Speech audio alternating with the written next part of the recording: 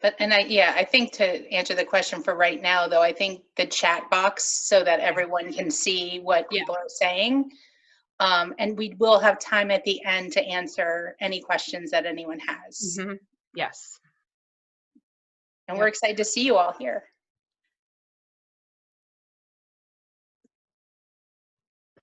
I guess we can probably get started. Yeah, I think so. Okay. Well, welcome everyone. Thank you very much for coming to the first meeting of the Autism Educators Support Alliance. We are excited to have you here, excited to open up a conversation between us, between each of you, and to really start addressing, you know, the struggles that we're all having, not just under COVID-19, but to really take the things that we're learning now and apply it and expand it across the entire year to make education for students with autism that much better in the coming years. So I am Sandra Kirshner. I have a PhD in clinical psychology from Miami University in Ohio. I grew up in South Central Pennsylvania, but I have lived in just outside of Wilkes-Barre in Berwick, Pennsylvania since 2004. We moved here for me to complete my pre-doctoral internship at Geisinger in Danville. I have been working as a behavior specialist in the autism program through Children's Service Center since 2004. I work specifically in the Hazleton School District. So the 98% of my clients go to Hazleton. I am also the director of the Hazleton Autism Family Support Hub. And I am currently enrolled completing my BCBA credential to be a board certified behavior analyst. Kristen? And my name is Kristen Hoffman. I am the director of the Autism Center at Misericordia University. I've moved to this area about 1.5 years ago. Prior to that, I was a special ed teacher in Northern Virginia for 13 years. The last 5 of those years, I was exclusively working with children with autism. Now, as the director, I'm very excited to be working with so many different people and creating a lot of different programs to support these individuals, both in social groups and other types of activities that we have. And I am currently working on my educational doctorate at Wilkes University. Kristen and I were brought together by a excellent collaborative that was created just over 1 year ago. We just finished our first year. Money was donated to improve autism services in northeastern Pennsylvania, so in 13 counties in northeastern Pennsylvania, by the All One Foundation. And that money was used to start the Autism Collaborative Centers of Excellence. It is a partnership. It started with 13 organizations and is now well over 20, almost 30 different partners who provide services across the lifespan, across the spectrum, from education to behavioral health to medical to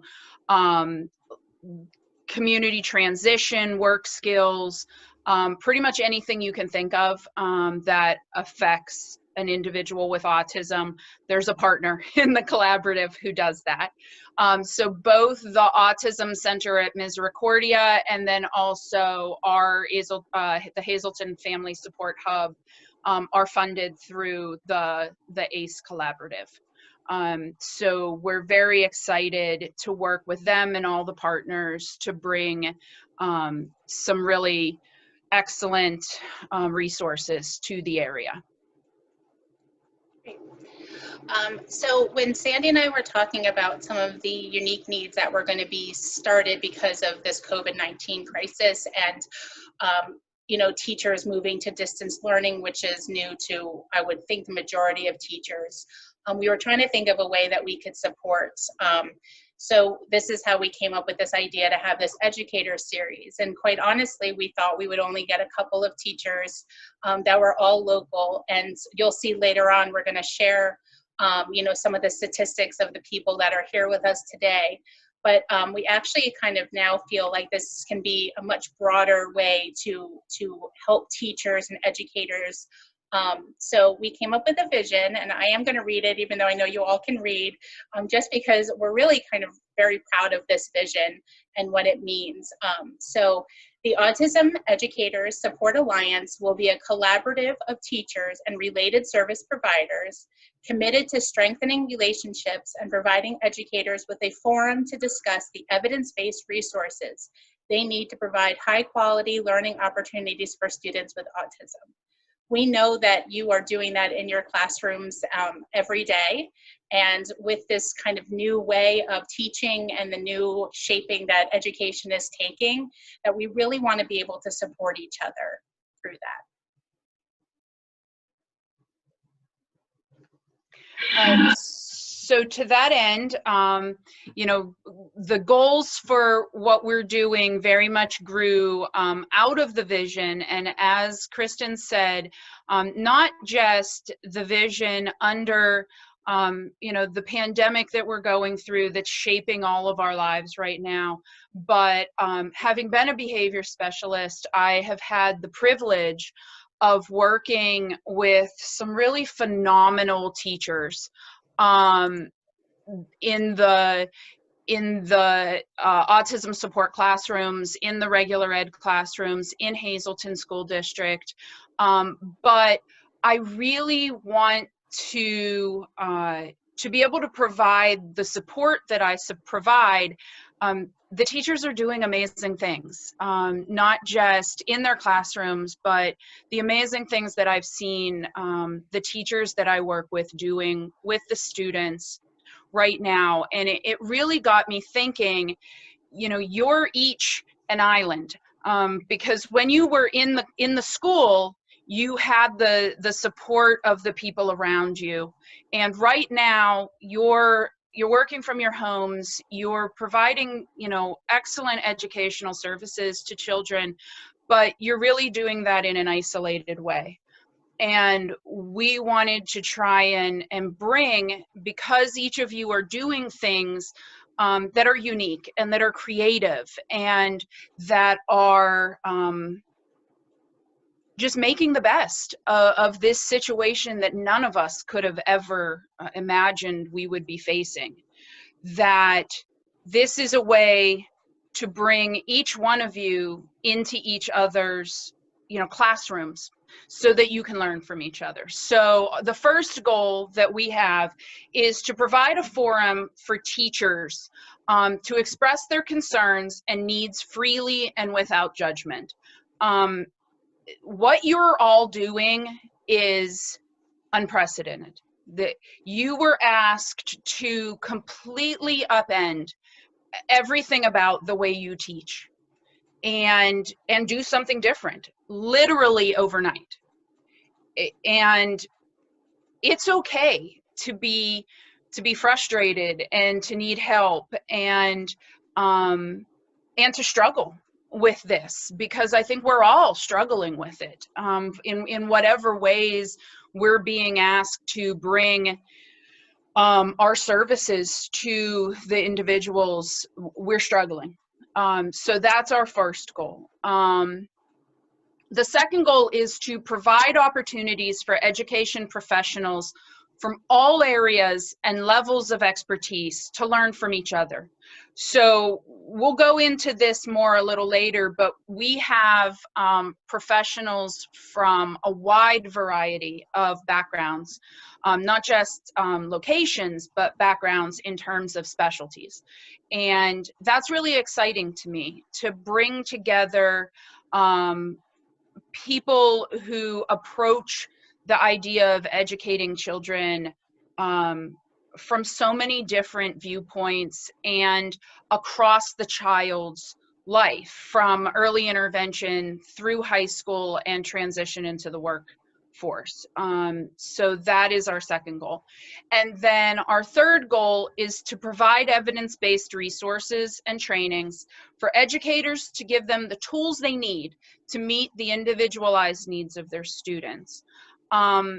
You know, you all are experts in individualizing your services and your educational abilities to the children that are in your classrooms. And now you are being asked to completely redesign that at the drop of a hat, and with technology that may or may not work for every child, or may not be a technology that you are familiar with. So one of the things that we do at the hubs, so Kristen and I, is we are a information and resource referral service for anyone in the autism community, though we tend to work mostly with parents. So people, parents, caregivers who are looking for services can call us, and we will do the legwork, and we will find the resources and then provide that information to them. We joke sometimes that we're the Google of autism in Northeastern Pennsylvania. We spend just a lot of time researching. And watching you all recreate, you know, your educational services through distance learning, that was really what started this conversation for Kristen and I, of how do we help? Because where you have a caseload of however many children you need to serve, you may, the sheer amount of time that it takes to individualize those resources and services to each one of those children is immense. There's simply not enough hours in the day for you to really do that while you're also, many of you, home with your own children. There are only so many hours in the day. And so we definitely have the ability to take some of that burden off of you and to look at how can we help you find the very individualized things that may help your children, your students, because we have the time and you may not. So those are the three goals that we really want to focus on. Okay, so this is the part that I actually think is the most exciting. Like I said, we're both here. We're in Northeastern Pennsylvania. We assume that the people who will be joining us will be exclusively from Northeastern Pennsylvania as well.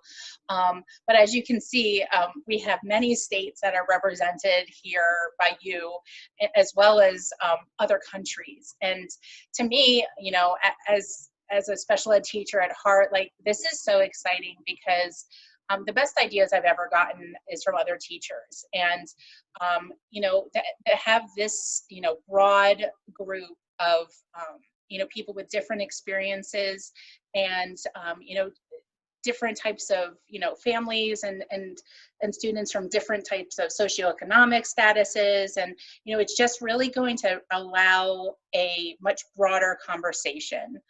So I was really very excited and surprised to see, you know, that kind of turnout from the location standpoint. I was equally as excited to see a different range in professions and roles that people are playing within their schools. You know, I assumed that I would see special ed teachers here. I was hoping I would see some general education teachers here. I know that we have a music teacher present out there. That was very exciting. We have some occupational therapists, principals, but it really shows that, you know, everyone wants to do the best for their students. And it's just exciting to see people that want to, you know, broaden their expertise and really broaden what they know to help the students. You know, we're specifically talking about students with autism, but my guess is that you all want to help all types of students. And you know, as a teacher, that's just makes my heart explode. So I'm really excited to see that.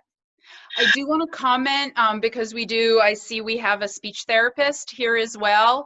I do want to say a couple of things. If you have received the survey that we sent out and you haven't had a chance to fill it out and submit it, we would definitely still love you to do that, because we would like to have a real vision, a real picture of the people that we have here. I do want to address too, I know we have some caregivers, some moms, some other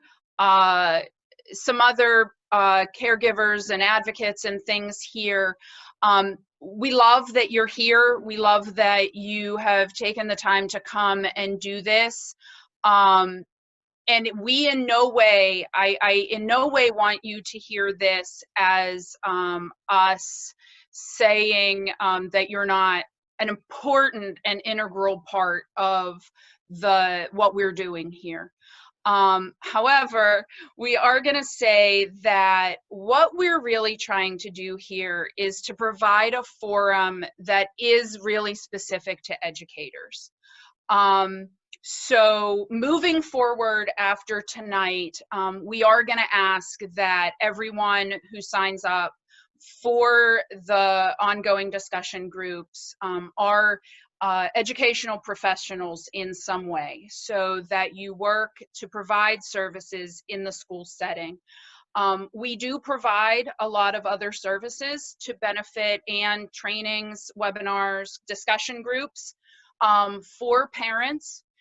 So the moms, the parents that are here, I definitely encourage you. We're going to have our contact information at the end, and we definitely encourage you to check that out and reach out to us in terms of connecting with those resources that can help you the best. And I promise to add speech therapists to that list. I see you, speech therapists. I'm proud. I'm glad that you're so proud to be here, though. I appreciate that. Yes, I was actually really shocked when we were going through the surveys earlier that we didn't have any speech therapists on the surveys, and maybe we just, if you did fill it out, we may have done the slides before you turned it in. But no, I'm excited to see you here, because I do think that the speech, the SLPs are an integral part of autism services. So absolutely. I'm excited to see you here. Yeah.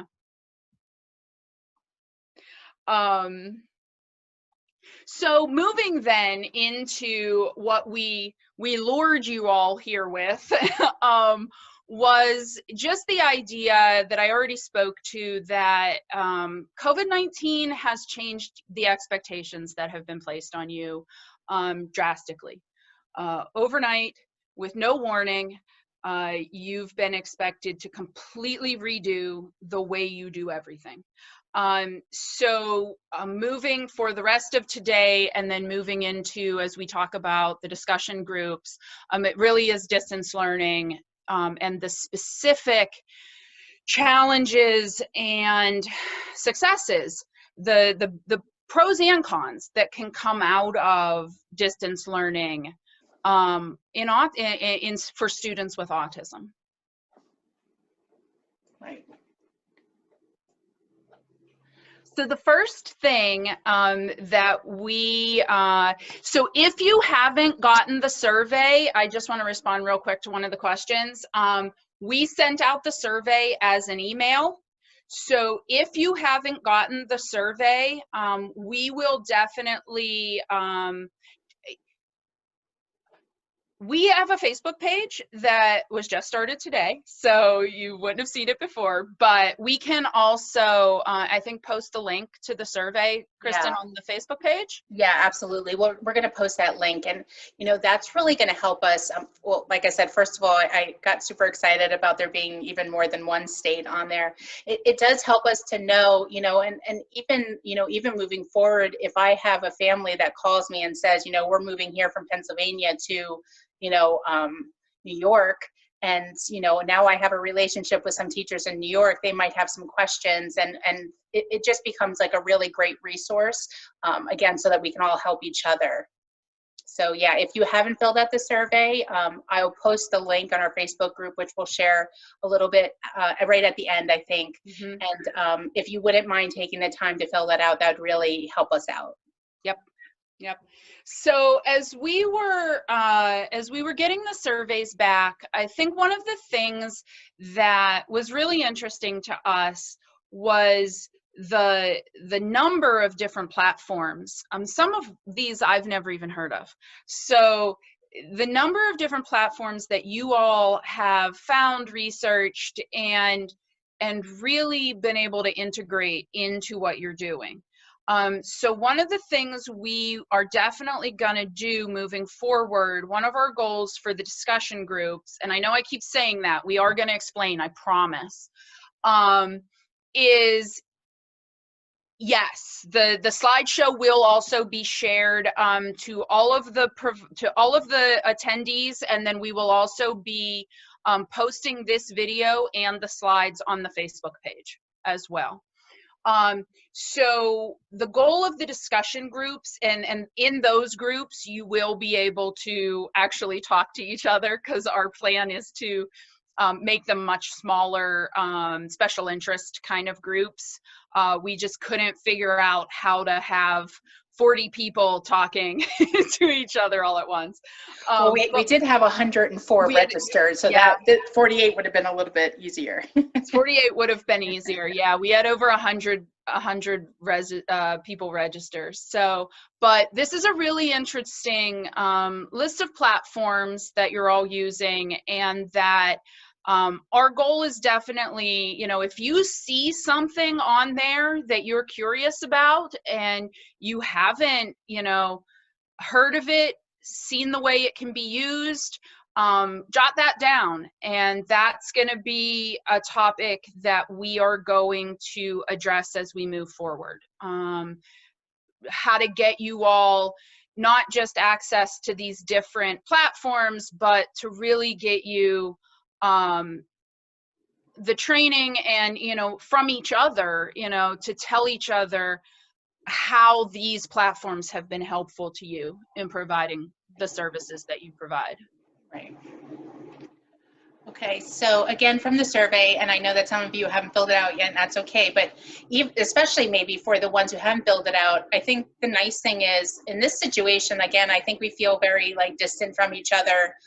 Obviously, we need to be distant, but it's nice to see some similarities. You know, I think everyone kind of feels alone and wondering, you know, am I doing this correctly? Like, could I be doing it better?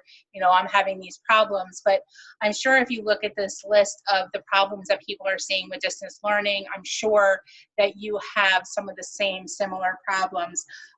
You know, most people talked about that student engagement and student intention, you know, being a major issue, along with the use of technology, you know, it being inconsistent, whether their access to the device is inconsistent, or the Wi-Fi access is inconsistent, or, you know, they can only use it in the evenings or the mornings, but you're trying to have a session with them. And, you know, all of those struggles seem to be really happening across the board with everybody. Yes, the Facebook group will be open to others. We will ask you to share. So I want to that question. I want to interrupt you real quick, Kristen, and just make it really clear that right now it is just a Facebook page. Yes. But that if people are interested as we move forward in a private Facebook group, that is something that we can facilitate as well. But right now it is just a public page open to anyone. And we are going to ask you to share that. Yeah. So I just want to clarify that, Kristen. Sorry to interrupt. No. This is what it's all about, right? So again, I really just kind of put this up here so that you could all see that, you know, your struggles are their struggles, and, you know, these are the areas that, you know, we understand that you're having trouble with this, and we are already speaking to some experts on how we can try to address some of these issues, especially with distance learning. also being aware that some of these issues were present, you know, even when you had face-to-face classes, right? So, you know, we don't want to make this all about distance learning, because one day we might not be distance learning anymore. We really want this to be about, you know, how can we help students, you know, regardless of what type of learning model they're in, whether it's face-to-face, distance learning, or a hybrid of both. We want to help, you know, find the resources that you need to, you know, feel the most successful. Now, if we talk about the problems, of course, we have to talk about the successes. A lot of people put like little anecdotal stories. This was where people put the most detail, which made me, again, really happy to see. A lot of people talked about having that nice communication with families, that, you know, parents were present during Zoom meetings, and, you know, that they were able to have that, you know, instantaneous communication, which teachers, of course, are not used to having. They also said that they were really able to coach the parents through some of the learning that the child needed to do, because they were right there together rather than trying to exchange an email and explain. So that was really nice. I also liked hearing about generalizing the skills at home. And somebody was talking about how the family was able to see the behaviors that the teacher had been talking about at school. And again, I think that, you know, even though we don't want to see, you know, those behaviors, you know, having the family really get a glimpse into what the student looks like during the school day, I think really helps them have a better understanding of what you're trying to do.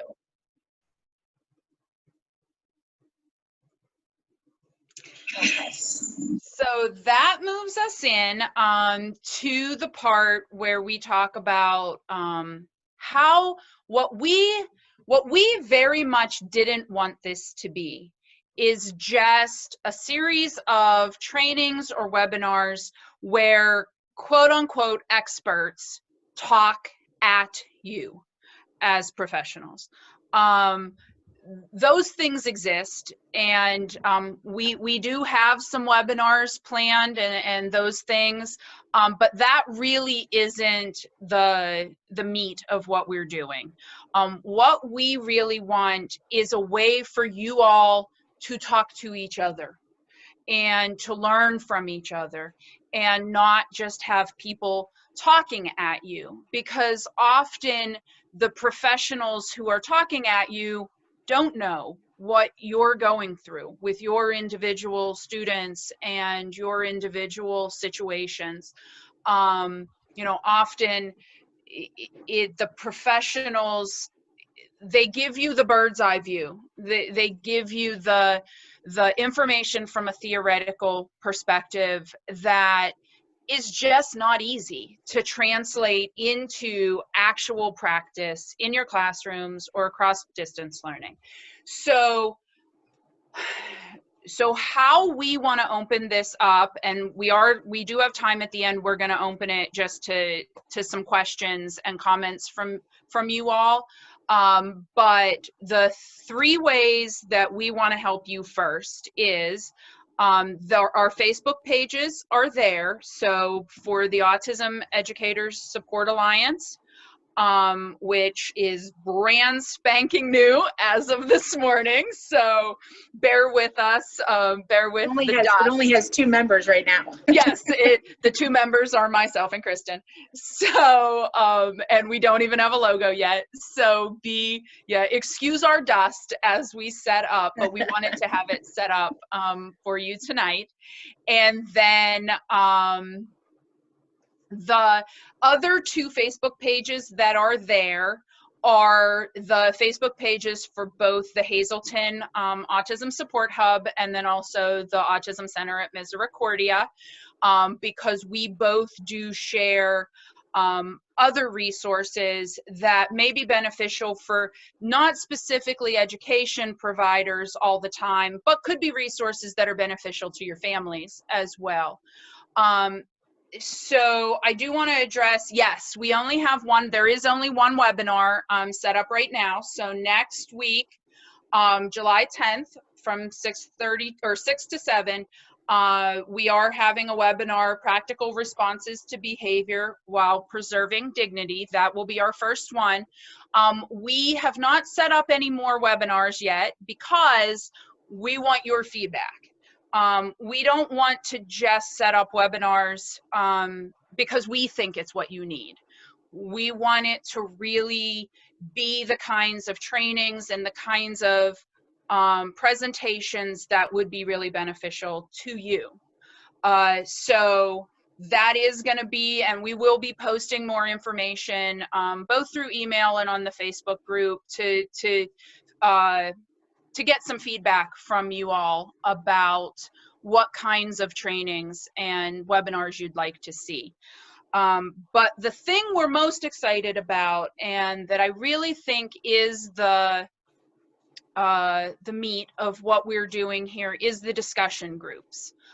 So we do want to split the larger group into 2 discussion groups at first, though we are open to, if there are, as we come out of those groups, if there are specific topics or specific ways that make sense, to split those groups into smaller discussion groups that make sense. And those will be done over Zoom, so they will be, you know, as face-to-face as we can get right now, to actually be interactive conversations amongst all of us. So right now, on the early childhood, we're combining early childhood education and elementary on June 15th from 6 to 7, and then on June 16th from 6 to 7, a discussion for providers in middle school, high school. There may be some of you who, you know, because you are a speech therapist or because you are a behavior analyst or a principal, that it may make sense for you to attend, or you may be interested in attending both, and that's fine. We just really, the needs of those 2 levels, I think, are very different in some ways, so it seemed to make sense to us to split it up that way. Another way that it may eventually make sense for us to split is if it seems like general education versus a self-contained classroom situation, often the needs and resources that are needed for those different populations, it may make sense. So don't, just because we've split it up this way, think that this is set in stone. This is just our idea, but we definitely want your ideas and what makes sense to you as we move forward. Yep. And I think that Sandy already said this, but you know, kind of in the response that we only see one webinar, we put the webinar that we have scheduled that's specifically targeted towards educators and people working, you know, with children in that capacity. But on our Facebook pages, I can speak to mine the most. You know, we've got several webinars scheduled for June. We have 2 that are being hosted by OTs that are talking about sensory needs and you know, ways to occupy children without the iPad. So you can take a look there, and just because they're not posted specifically as the educator series doesn't mean that you can't be involved. Yeah.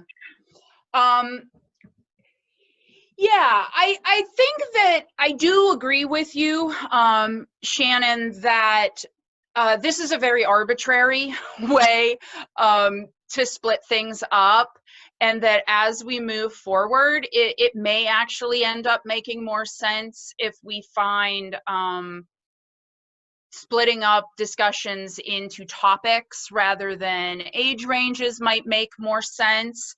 I think that if you are, so for us here, what would be 7th and 8th for you would be part of our high school group, and that preschool through 6th grade would be what would be part of our elementary group. So whatever age ranges match with that, though, as you can imagine, as you get into those middle grades, 6th and 7th, there's going to be a lot of overlap between the needs in each group. Right. So this is just the way we're kind of arbitrarily deciding to do this up front. But yeah, we're completely open to if we do it this way and it just seems like it doesn't make sense, then we'll change it. Yeah. We very much want you all to consider what's happening with this group to be your group, not that we are the professionals that are running, that we are just the facilitators. We want to give you a platform. We want to do the work that gives you the platform. So yeah, so all of this is open to change. I do want to respond. Someone had said that the handles aren't coming up for Facebook. So I'm just going to say the names of the Facebook pages again so you can search. So it is Autism Educators Support Alliance. So just what you see there is the title of our the Facebook page for this group. The Hazleton Hub is the Hazleton Autism Family Support Hub, is the name of our page. And then yours, Kristen, is? It's Autism Center at Misericordia University. Right. So if these handles aren't coming up, that's how you would find them on the Facebook. Yeah. And there might be a way that we can share these pages into the new Facebook page as well. Yes, we can. Yep. Okay. So yeah. we will, so we'll do as that long also. as you, as long as you can find the Autism Educators one, we'll link our other 2 pages to those. Yep.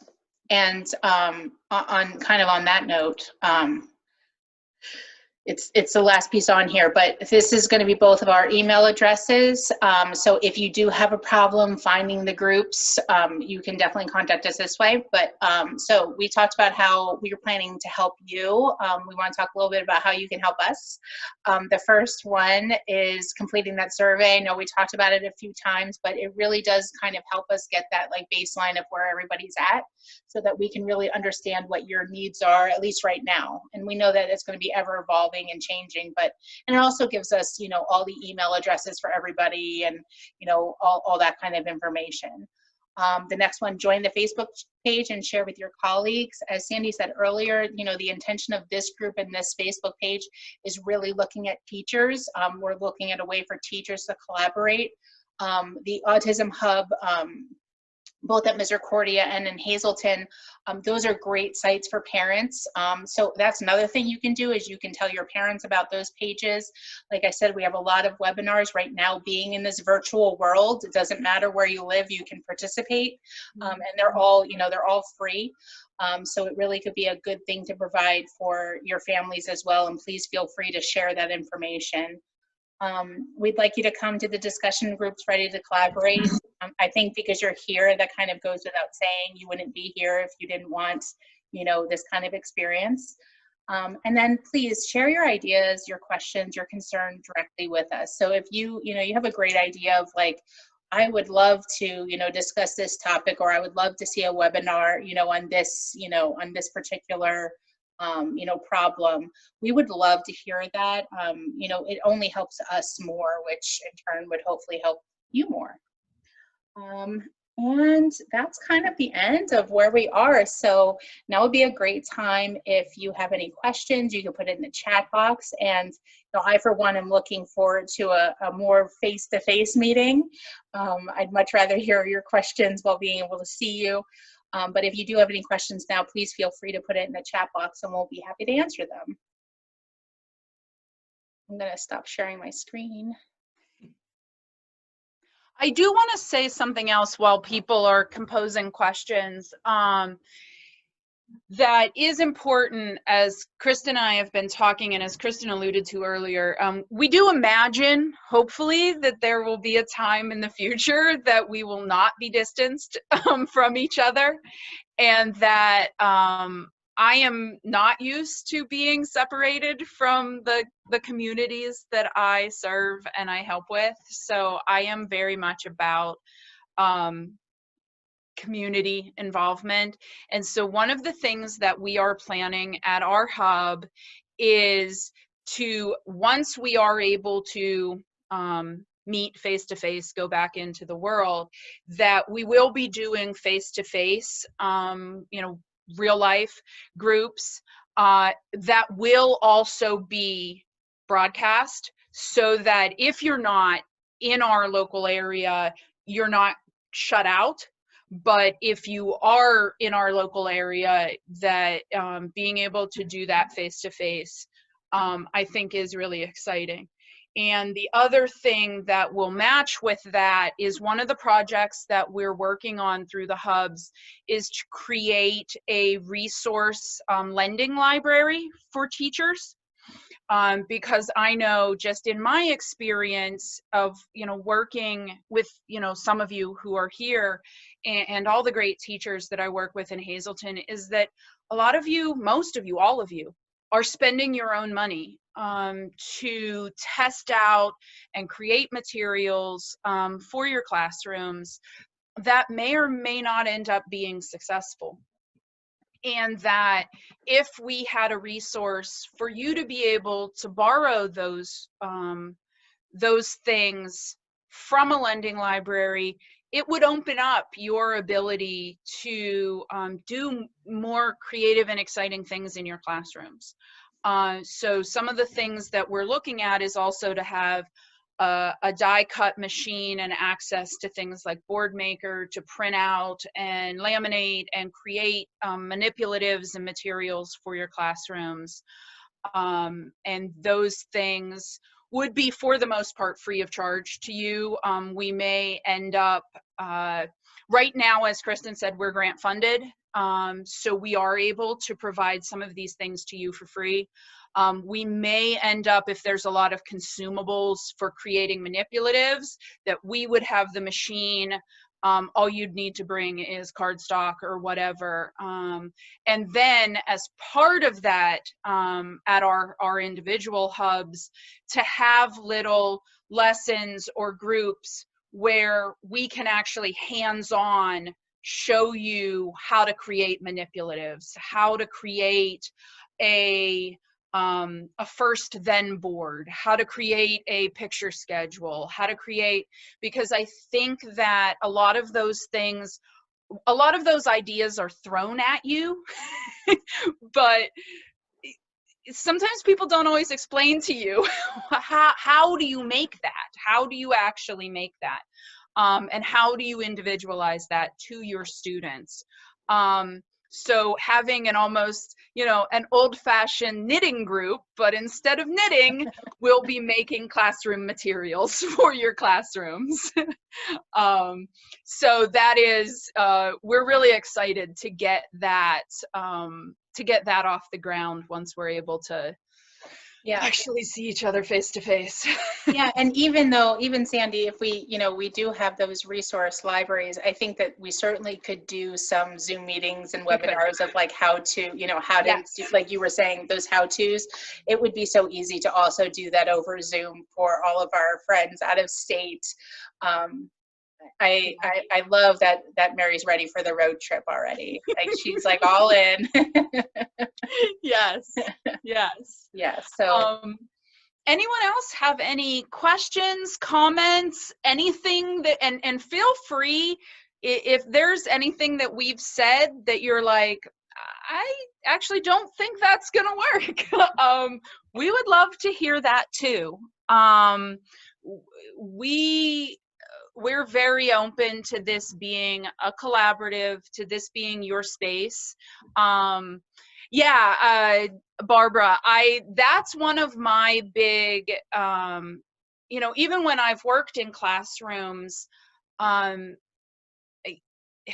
lot of these, a lot of the times we bring in, yes, there is actually, we are basing our lending library on a library that already exists and has existed in Bloomsburg, at the Bloomsburg University.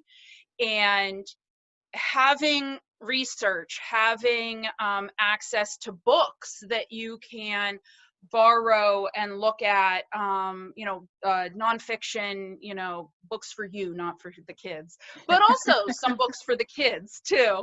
Yeah. But yeah, it's just assumed, I think, by a lot of people that when you become a teacher, and especially when you become an autism support teacher, that it just gets downloaded into your brain how to do these things, and it just doesn't. So you spend a lot of time researching to figure out how to do the things that you need to do rather than just doing the things. Yeah. And that's really where we come in, that we do the research and then we teach it to you, so you don't have to do the research. Yeah, and Shannon, I love your comment here, because that is a huge problem. How do you get the buy-in from the other professionals?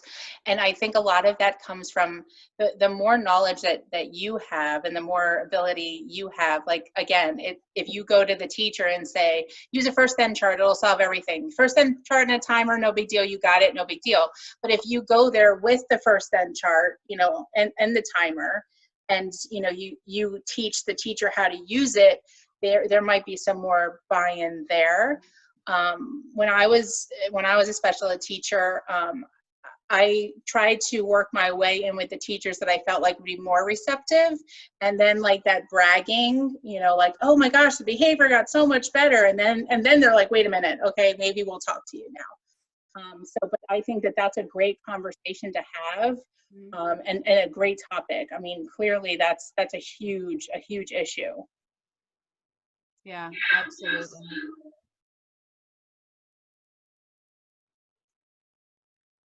All right, any other questions? I'm excited. Everyone seems excited. I'm excited. I definitely am too. All right, so like we said, if you could please join that Facebook page would kind of be your first priority, and completing that survey. Yep. Yes. Yes. Absolutely. And then you'll get more information from us. The Zoom links for the meetings. And just a note on those Zoom links for those meetings. For this one, we just had the registration open, and it didn't require us to approve you to come. And we are going to have that moving forward. All you'll have to do is put your all you'll have to do is put just your role in the school. Like we said, that this is really going to be focused on the educators, so we just want to make sure that it's somebody that's working within a school setting is kind of our parameter for that. So just be on the lookout for those. I'll probably have them up by tomorrow. I just put the link for the Facebook group into the chat. I'll actually grab ours too. That's actually a good idea. I don't know why we don't think about technology. That's why we need you. We literally have the technology sitting in front of us to do the thing. Can you put mine up there too, Sandy? Yep, I'll grab yours too. Well, we do know that you had a lot of other things you could be doing from 6 to 7 today, and we just really appreciate you. And I think it really shows your dedication, which we just appreciate so much. And we're both very excited. We've been talking like crazy about this project, just because I feel like it really could impact a lot of teachers. Yeah. And I hope, I don't know if you mind if I say this, Kristen. I think you probably won't mind. But we also both really appreciate you all being here and being open to having this conversation, because we are both also parents of children on the spectrum, and that just seeing how many of you are just so committed to the kids and to being better. You know, we all can be better as professionals. Every day I learn something new. That's why after 15 years I'm going back to get my BCBA. I haven't been in grad school in 15 years, but it really does. Well, we appreciate you being here anyway. That's great. Good job, Amanda. Yes. Yeah, no, it touches us both on a professional, a client. But yeah, it touches us both on a professional level and on a personal level. So we really do appreciate you all being here. Yes. Absolutely. All right. Well, enjoy the rest of your evening.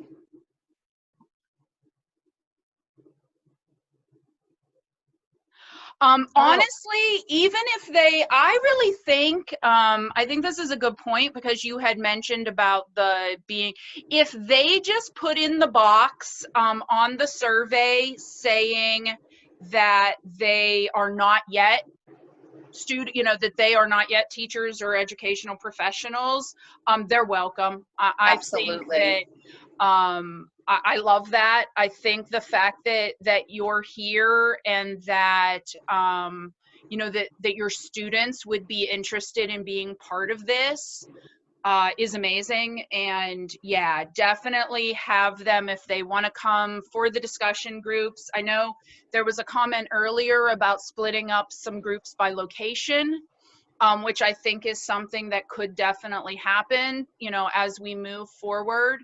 But yes, so definitely, even if they're not educational professionals yet, but they're students, they're not employed in a school building, just have them say that on the link and we'll let them in.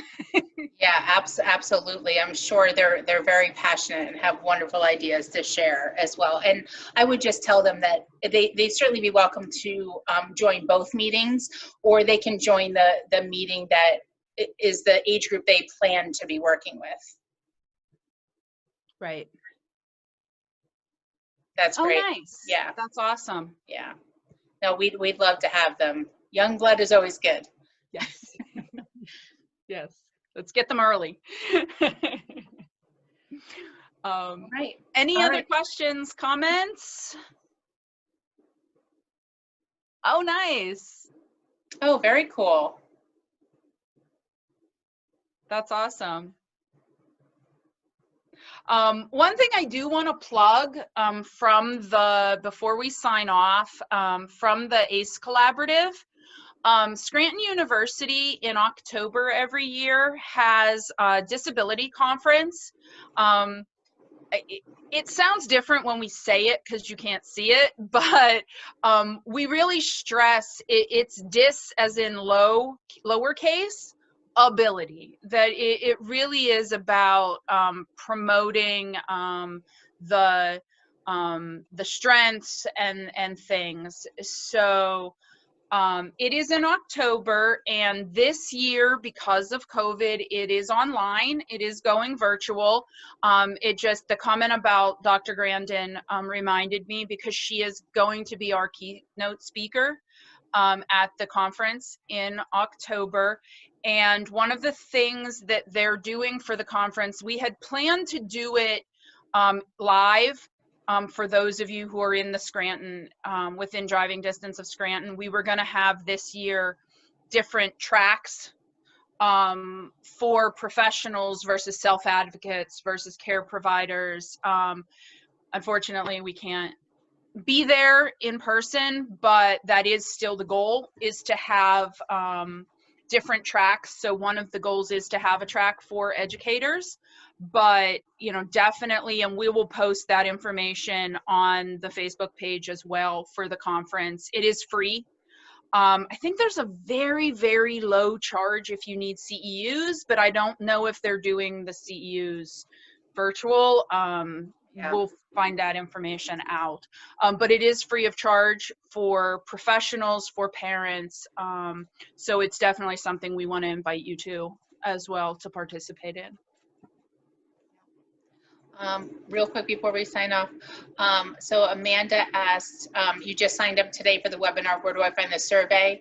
I'm going to post a link to the survey on the Facebook page, so you can find it there. I'm not sure if you're still here, but Yep. all right, great. All right, well, have a good evening, everyone.